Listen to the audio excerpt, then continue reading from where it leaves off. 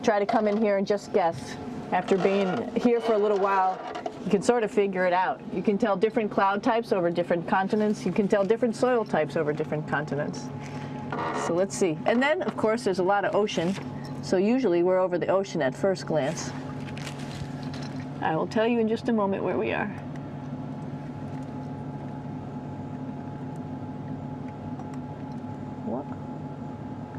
There we go. So right now we are right over Africa. It's a little bit cloudy, as you can tell, but we're right over the continent of Africa. Hey, what's that? I think that's a Soyuz spacecraft. That's the spacecraft that's taken us home to planet Earth today. Oh my gosh. We might have to go take a look at that. That's pretty cool. It's a little bit smaller than the rest of the spacecraft, the space station, so you'll see if we go there, it'll be a little bit more crammed. But we're going, you can look all the way back to the back of the spacecraft, which is where the Russian segment is, and then you could look all the way forward to the front of the spacecraft, where the Japanese laboratory, the European laboratory, and the American laboratory are, and then back to the solar arrays where we started in this morning when we were looking out the Japanese window.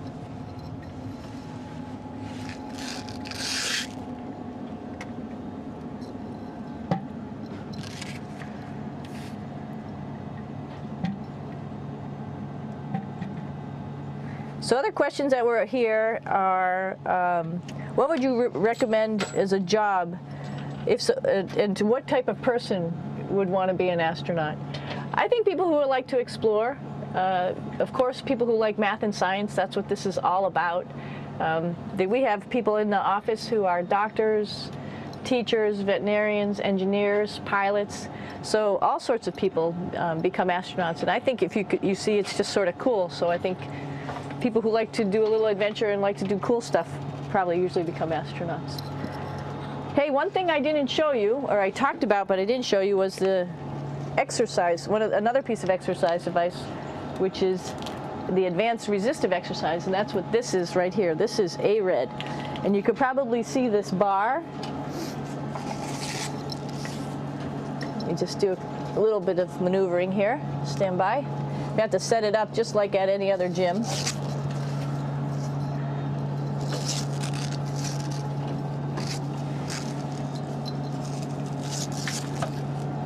Hold on.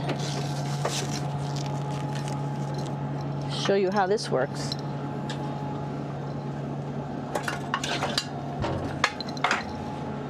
So you can see you can change your attitude just by going from one module to the next, going up from the cupola down here. This is what we call the ARED. And with this, you can lift weights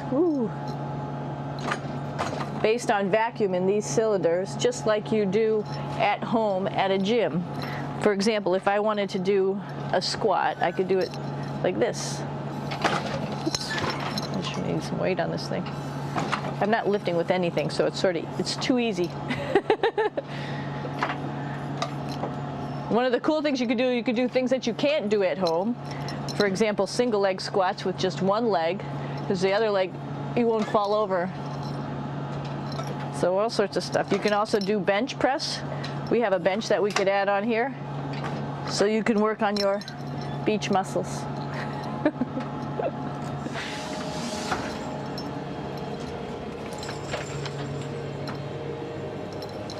Hey, Aki, what are you doing down there? Crashing things. This is one of the cool things about space, too. It sort of looks like there's a big old hole here, but you don't even think twice about it. You could just jump over the hole. Or, if you want, you can go jump into the hole. I'm coming down. Woo!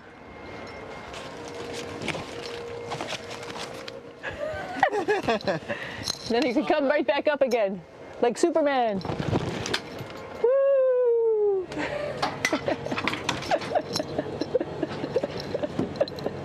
We're lucky we have a really cool big space station that you can fly around in. That's actually called the PMM. You might have saw it out the window. It's a big silver canister. What's really great about that is it's essentially our closet in our pantry or whatever you want to call it. We have extra food down there, we have extra clothes, we actually throw the trash out down there. So it's nice and organized, and we have all of our stuff that we need while we're working in all these other modules all stowed in this location down here. And it's a lot of fun to play in. So we're going into the Russian segment. Be ready. You don't need a passport either.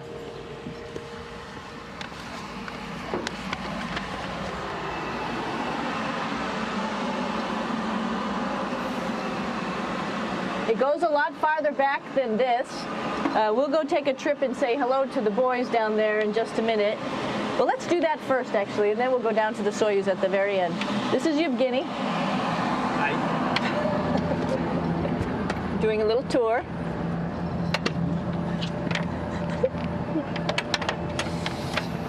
This is the FGB, and what's cool about this module, it is actually the very first piece of the space station that came up in 1998. The space station has been around for about now manned for 12 years, but it's been up in space for about 14 years. And this was the very first. It is like the Russians' PMM. It has a lot of storage, as you can see.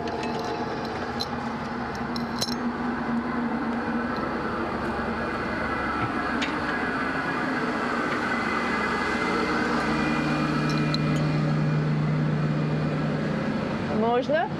Снимаем. Чуть-чуть. So here we are in the heart of the space station, really. This is the service module. This is the central post. In case we had any problems, I know a couple of the questions were about what type of things do you have to worry about. And some of the things we have to worry about in space are fire. If we had a fire, if we had a depressurization, like we were hit by a micrometeorite and it made a hole, or if we had some type of toxic atmosphere. We use ammonia for our radiator, so there is a possibility that ammonia could come into the vehicle, and then it would be bad for all of us. If we have any of those problems, we come right here, which we call the central post. It is the main heart of the space station. It was also the first computers that came up here that ran the space station. And so behind this wall right here are these main computers. So we gather here as a group of 3 or 6 and then figure out how we're going to either fight the fire, patch the hole, or solve the toxic spill. And what's cool about this module, of course, it's the central post. It also has great windows right down toward Earth. It has controls to fly in visiting spacecraft if they need some assistance right here. It has Russian computers as well as American computers to help us control anything we need to on the space station. It's a couple of our crewmates back there, Oleg Novinsky on the right and Yuri Malenchenko on the left. And there's also a second bathroom here, which is really cool because 6 of us going to one bathroom is really tough. And so there's one bathroom here and one bathroom on the other side where I showed you. And you can probably see on the wall behind Oleg and Yuri some of the heroes of the space program. Korolev, Sergei Korolev, who was a chief designer of putting men into space, and of course on the right-hand side, Yuri Gagarin, the first man to go into space. So just reminds us of our roots. Yuri, what are you doing? Что делать? Making coffee. Oh. Black coffee. Yeah. Looks good.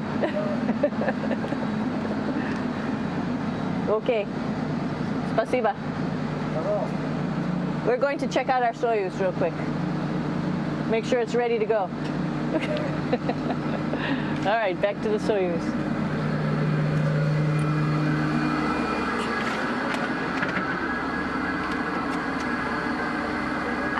I'm going to stop here just for a quick second.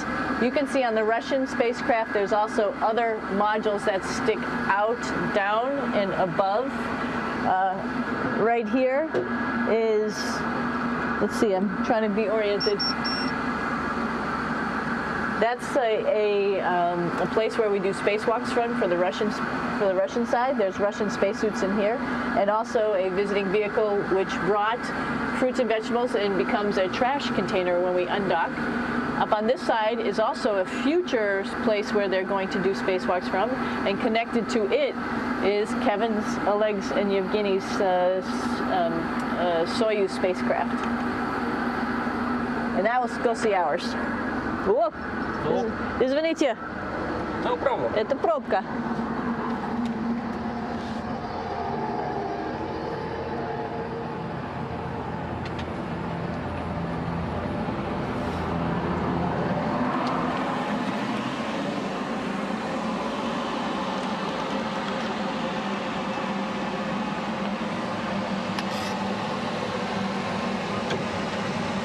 Coming down.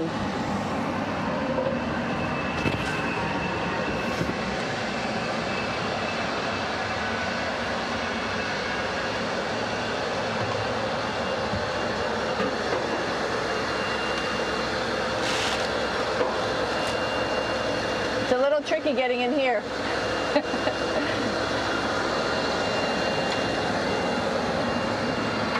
This is the docking probe right here, this big thing. This helps us connect to the spacecraft.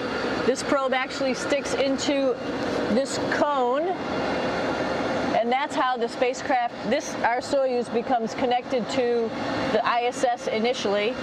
That is then replaced by clamps, which are around here, that will allow the two spacecraft to be stuck together. And then you can remove the probe and the cone.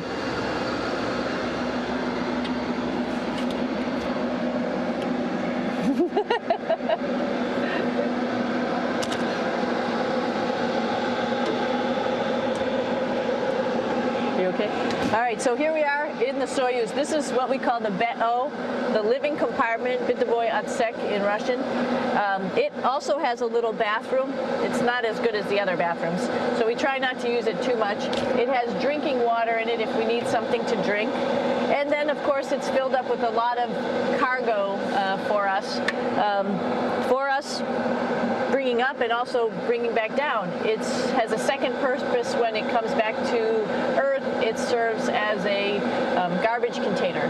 During the descent, we'll get rid of this area right here, and everything that's in it will just burn up as it's coming into the atmosphere, so that way we can get rid of a little bit of trash. But the main area where we were on launch and where we're going to be on descent is down here, because we're not part of the trash. So we're in a safe place. So we're in the descent module, SA. It's a little small, but you can get in.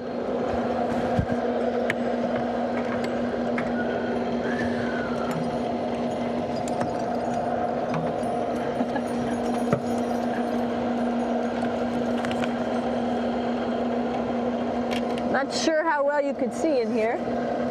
Hold on for a second. I'm going to turn it up this way, just so you could see the hatch and you could see Kevin. It's a little bit small, but we'll come in and show you around. You coming in?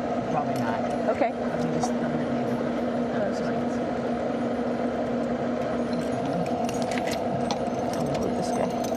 Got to move a couple things. We were just starting to get ready. We're preparing a couple days ago for our ride home.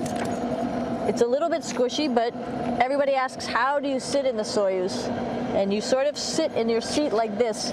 The seat is molded to your body, and so you can just sort of squish in here and be pretty relaxed. Everybody has a handmade seat for them.